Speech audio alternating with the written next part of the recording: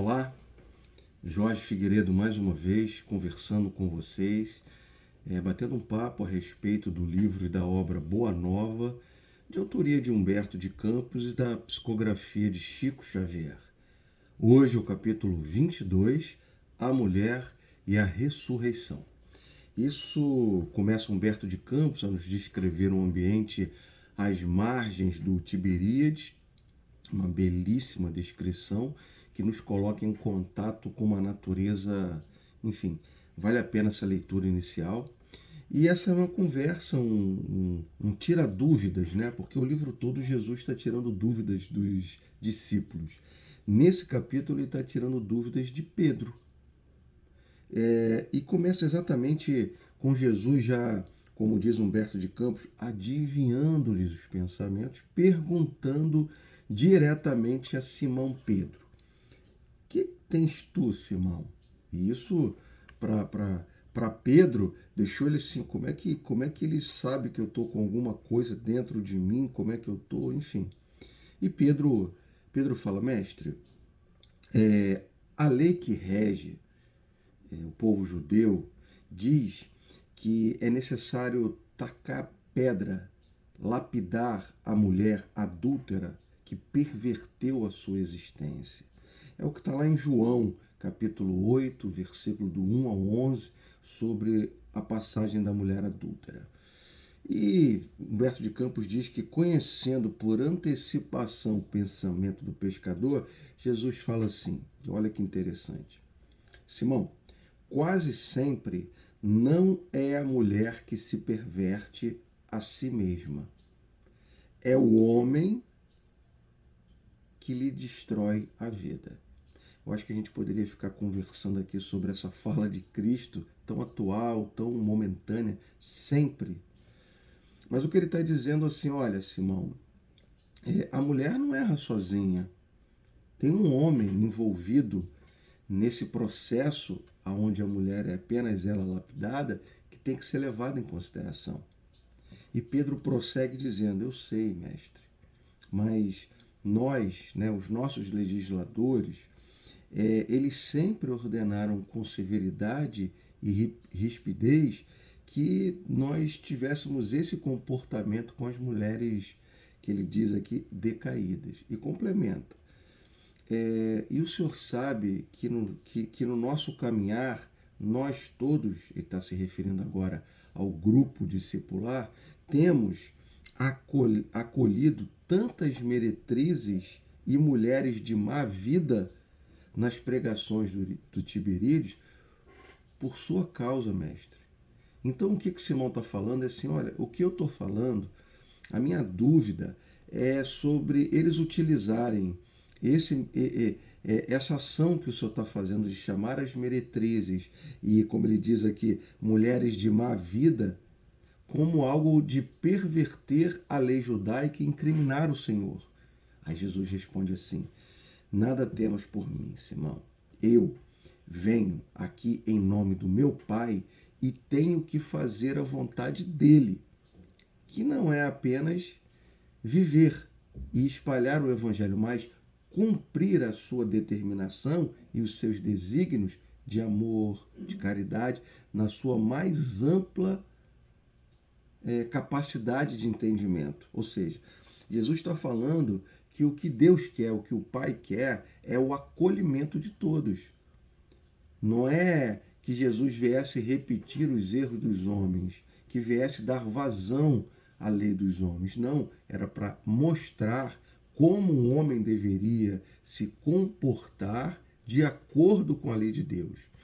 E é algo interessante, porque todo o movimento de ensino do Cristo, todo o movimento que o Cristo tem de curar alguém, ele só tem, na verdade, no fundo, um pano de fundo, o acolhimento. Jesus está acolhendo o humilde, Jesus está acolhendo o incapaz, Jesus está acolhendo aquele que está sendo colocado fora da sociedade. Ele está reintroduzindo essas pessoas para o convívio coletivo. Bom, e ele continua dizendo assim, olha, Pedro, mas preste atenção. O meu ensino é o cumprimento da lei pelo amor mais sublime sobre a terra. Nós poderíamos aqui culpar a fonte de um rio porque o rio está sujo. O que ele está querendo dizer? Olha, os homens estão pervertendo, modificando a lei de Deus, mas a gente não pode culpar a fonte, porque a fonte, ela sempre é a expressão máxima que a gente tem que colher e manter essa fonte viva, da água limpa. E ele diz assim, e o homem é sempre fraco e a mulher sempre sofredora nessa relação. Nessa relação que o homem, numa sociedade machista da época, impunha a mulher como aquela que iria sofrer as máximas consequências da lei, porque não tinha direitos, e o homem estava sempre sendo aquele que, de alguma maneira, era privilegiado pela lei. E aí o Simão fala, Jesus, mestre, a vossa palavra é da revelação divina. Isso é muito de Pedro, né? Há pouco tempo atrás, no Conversa, Pedro não conseguiu entender a conexão que Jesus tinha no cumprimento da lei divina. Então ele estava afastado. E agora, depois das palavras do Cristo, ele falou, realmente, mestre, o teu ensino é um ensino da revelação divina. Isso é muito nosso, né? Então, por isso que Pedro é uma figura que a gente utiliza muito para mostrar a variação nas nossas percepções, das capacidades que nós temos, nos mantermos próximos ao Cristo e dos seus ensinos. Mas Simão Pedro faz uma colocação ainda, fala assim, quer dizer então que a mulher é superior ao homem na sua missão terrestre? Olha a pergunta de Pedro, baseado no que o Cristo falou.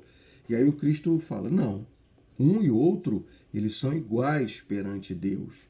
E completa, as tarefas de ambos se equilibram e se completam, porque Jesus coloca aqui naquilo que é o sacrossanto caminho da vida, ou seja, homem e mulher se completam. Mas Jesus complementa assim, tendo avançado mais do que o seu companheiro na estrada do sentimento, Deus, o Pai, se utiliza da mulher para desenvolver a sociedade, desenvolver características na sociedade que o homem não é capaz.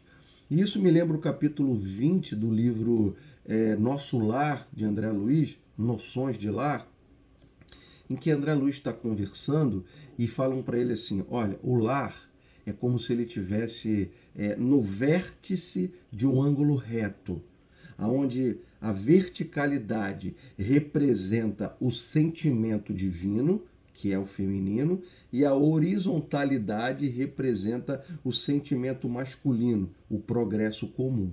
É evidente que hoje esses papéis, de acordo com o avançar da sociedade, estão sendo readequados. Mas o que Jesus está querendo dizer é que a mulher tem um papel muito importante na formação da sociedade como um todo, na formação de uma capacidade de convivência e trazer sentimentos, percepções que o homem, ainda no seu ângulo horizontal de um progresso comum, ainda não é capaz de fazer. Ou seja, se completam o masculino e o feminino.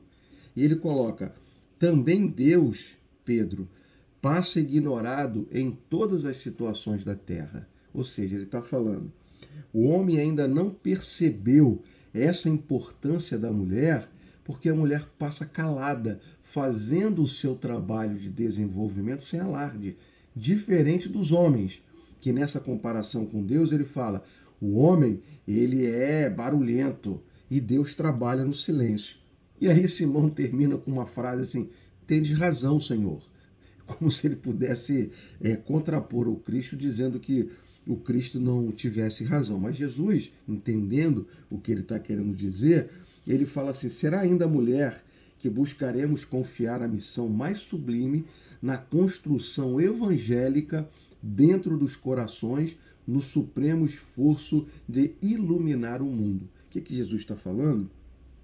É que a mulher vai ser utilizada, e é utilizada, é evidente, não exclusivamente, mas muito, pela espiritualidade, para desenvolver as noções de evangelho, de divindade, de espiritualidade, de conexão com Deus, por essa capacidade, perdão, por essa capacidade que a mulher tem de amar e sentir as suas conexões com Deus que o homem não tem. Se encerra esse tema. Jesus vai à cruz. Jesus agora já foi crucificado e se abate, né, naquele momento. E aí Humberto de Campos narra que naquele momento da cruz quase todos haviam vacilado na hora extrema, né? Os próprios evangelhos nos dão conta dessa vacilação dos discípulos, né? Muitos deles choram, outros tomam atitudes mais exacerbadas, e é isso que Humberto de Campos está falando.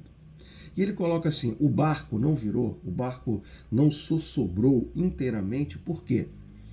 Porque ali estavam as lágrimas do coração materno, trespassado de amargura, que naquele momento estava segurando tudo ali, ou seja, Maria, no seu sofrimento, na sua relação de ver seu filho à cruz, estava ligada tão ao Pai que toda essa capacidade de interação dela com a espiritualidade fluía através dela para aqueles que estavam ao redor dela. E Jesus na cruz, diz Humberto de Campos, também queria falar, mas já não era o momento. E ele coloca assim: e todos os companheiros se deixaram abater pelas ideias negativas. Vale aqui então que a gente muitas vezes passaremos por momentos de dificuldade em nossas vidas e ideias negativas vão se abater sobre nós e vão nos afastar daquelas ideias do Cristo, do sentimento puro. É necessário nos mantermos firmes, vigilantes nessas horas. Mas fica a dica para uma leitura e para uma conversa mais à frente, mas é isso que eu queria chamar a atenção nesse momento. E Maria de Madalena vai ao túmulo banhar, né? E Humberto de Campos diz que ela vai ao túmulo com amor e só o amor pode realizar milagres supremos. Ela encontra o mestre fala: não encoste em mim que eu ainda não fui ao Pai. E a partir desse momento, com Cristo ressurreto, é que todos os discípulos pegam aquela pedrinha que estava faltando no quebra-cabeça e falam: é isso. Se conectam verdadeiramente com a mensagem do Cristo, de discípulos, né? Alunos se tornam apóstolos, levam à frente, mas sempre, e aí toda a história a gente vê a presença feminina na colaboração disso. E Humberto de Campos coloca assim, ó: desde essa hora, a família cristã se movimentou no mundo para nunca mais esquecer o exemplo de Jesus.